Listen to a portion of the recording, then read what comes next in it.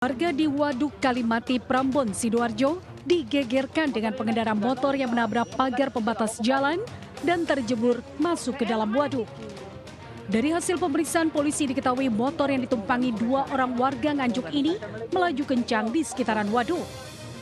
Saat di lokasi kejadian, mendadak motor menabrak pagar pembatas dan terjebur masuk ke dalam waduk. Tim SAR gabungan berhasil mengevakuasi kendaraan korban pada dini hari.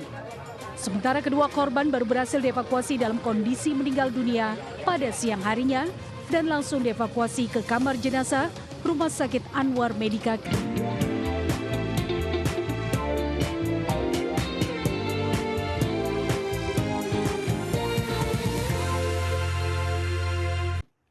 Kecelakaan maut terjadi di Jalan Poros Bengawan Sangatta, Kutai Timur, Kalimantan Timur. Dua sepeda motor bertabrakan hebat hingga menimbulkan kobaran api dan menyebabkan dua pengendara tewas di tempat.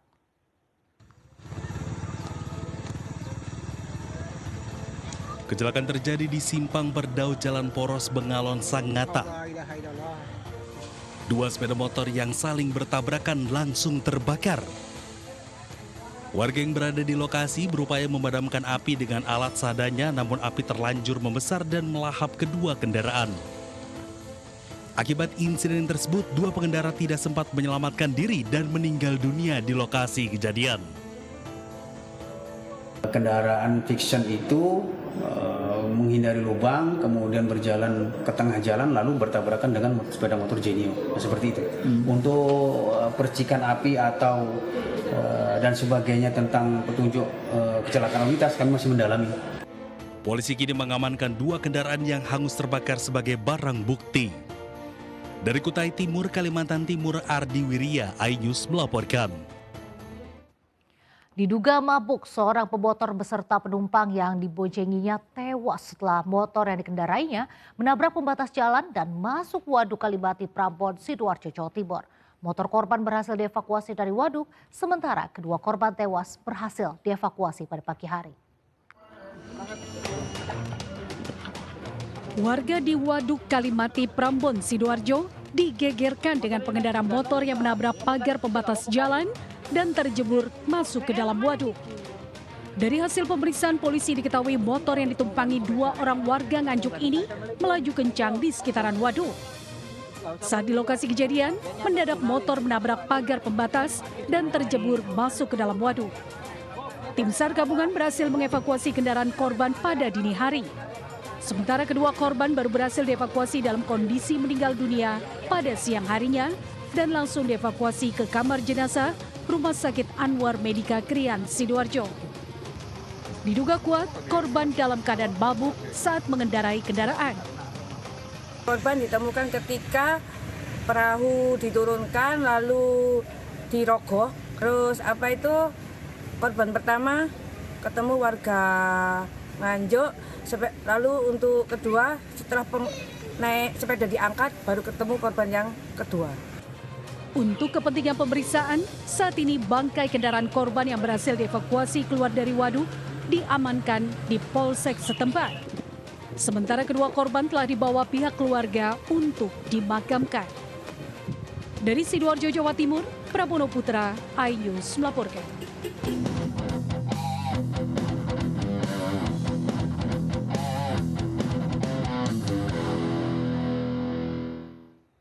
Timotador Spanyol berpesta 4 gol saat menenggelamkan Arab Saudi di laga kedua grup H.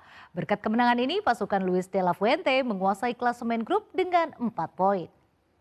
Welcome to Atlanta, everyone. A pivotal second game in Group H. Spain stunned by Cabo Verde. In Game 1, they need a response here. Saudi Arabia arrived determined to make their own statement.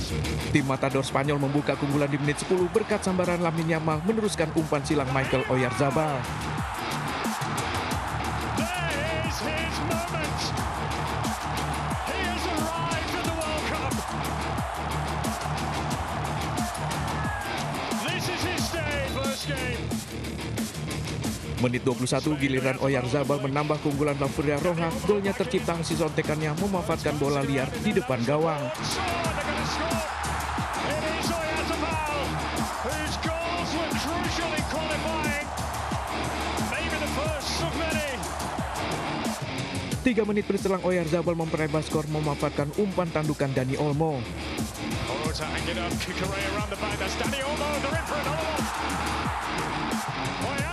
Babak kedua berjalan 4 menit, gol bunuh diri bek Arab Saudi Hasan Altobaki menambah skor bagi Spanyol. Sepakan Marco Correa menyambut umpan sepak pojok mampu diantisipasi kiper, namun bola mengenai badan Hasan membuat bola masuk ke gawang sendiri. Berkat hasil ini, Spanyol menguasai klasemen grup H dengan 4 poin yang memudahkan langkah tim Matador ke babak berikutnya.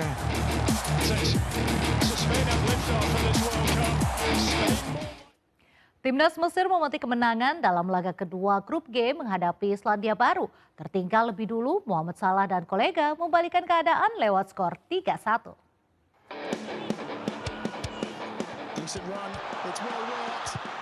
Selandia Baru tampil impresif saat menghadapi Mesir di laga kedua grup G. Gol pembuka dicetak lewat tandukan Finn Surman membawa Selandia Baru memimpin lebih dulu yang bertahan di babak pertama.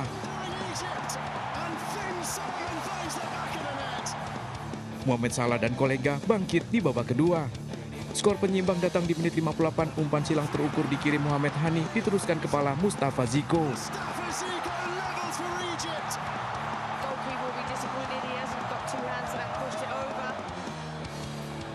Menit 67, sepakan datar Salah di dalam kotak penalti membawa Mesir berbalik memimpin 2-1.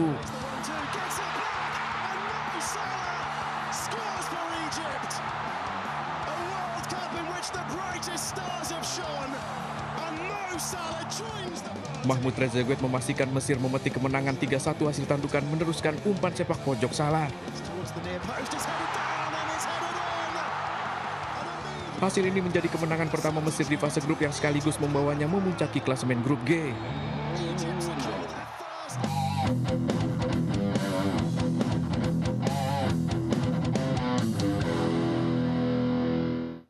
Sejumlah penyanyi legendaris ternama tanah air hadir kembali membawakan tembang kenangan dalam acara Malam Musik dan Budaya. Acara ini sekaligus sebagai perayaan lintas generasi yang memadukan apresiasi musik dan semangat kolaborasi.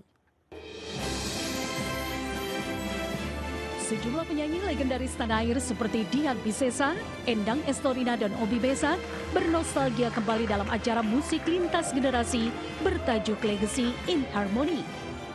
Kehadiran para musisi ini membuka kembali memori masyarakat akan karya mereka yang pernah hits dalam beberapa dekade terakhir.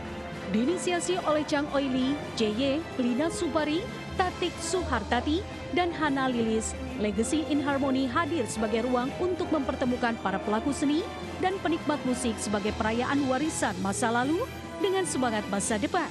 Mengingat nilai apresiasi, generasi, dan kolaborasi, acara ini juga sebagai momentum untuk menghormati kontribusi mereka dalam memberikan warna musik tanah air dan membuka ruang untuk lahirnya karya baru. Apresiasi kepada musisi-musisi senior-senior kita yang sudah lama tidak eksis lagi sehingga tenggelam dengan yang baru-baru, juga kami ingin mengangkat kembali. Untuk Kondil ini saya terima kasih buat OI, owner Kendil yang sudah mewadahi para seniman-seniman, mau dangdut, mau jazz, mau rock, mau pop, mau apapun, mau dia penari, mau pelukis, mau apa, di sini lah wadahnya nanti insya Allah. Dan mungkin 3 bulan ke depan, 6 bulan ke depan, atau tahun depan kita akan selalu membuat event seperti ini lagi, mungkin lebih daripada sekarang.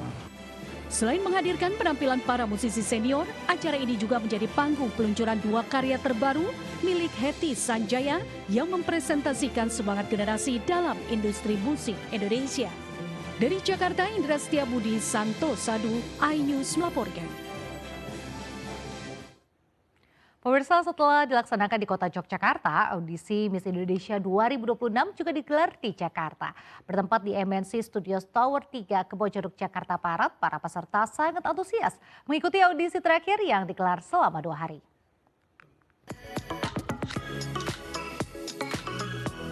Puluhan peserta audisi Miss Indonesia sangat antusias mengikuti salah satu ajang pencarian bakat paling bergengsi di Indonesia. Digelar selama 2 hari di MNC Studios Tower 3 Kebonjeruk, Jakarta Barat, para peserta audisi siap memberikan yang terbaik dalam tahapan audisi ini. Para peserta audisi Miss Indonesia tahun 2026 ini tidak hanya datang dari Jakarta, melainkan dari beberapa kota besar di Indonesia. Saya melihat platform Miss Indonesia ini sebagai platform yang sangat cocok dan sejalan dengan visi misi saya.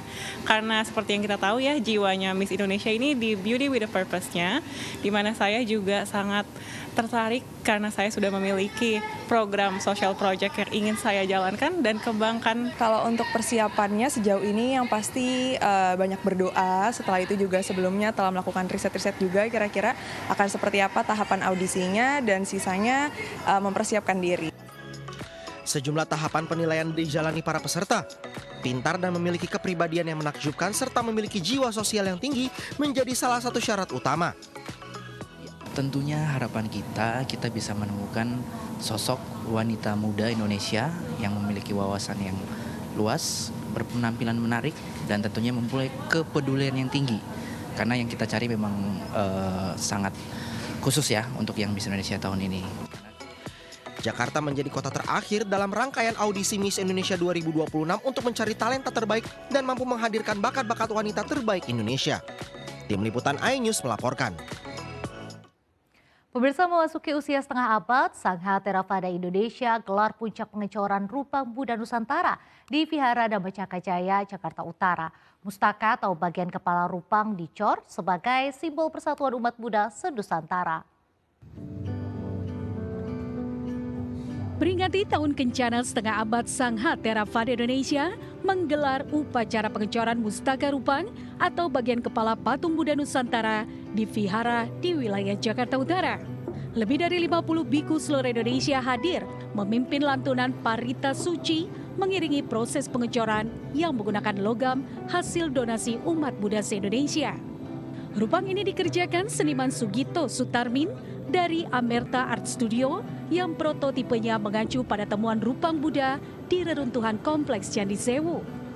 Sebelumnya, pengecoran bagian tubuh seperti tangan, kaki, dan badan Rupang telah dilakukan di berbagai pulau sebagai wakil Nusantara, diantaranya Medan, Samarinda, Denpasar, Palu, dan Surabaya. Ini adalah momen yang penting khususnya bagi kita umat Buddha di Indonesia dalam mengisi bentuk ungkapan terima kasih kita kepada Sangha Theravada Indonesia yang dalam perjalanan setengah abad sudah banyak memberi kontribusi bagi umat Buddha di Indonesia. Setelah pengecoran Mustaka selesai, nantinya Rupang Buddha Nusantara akan dirangkai utuh dan ditempatkan di Vihara Ibu Kota Nusantara. Dari Jakarta, Sofyan Firdaus, iNews melaporkan. Jangan kemana-mana pemirsa, Buletin News Pagi kembali sesaat lagi.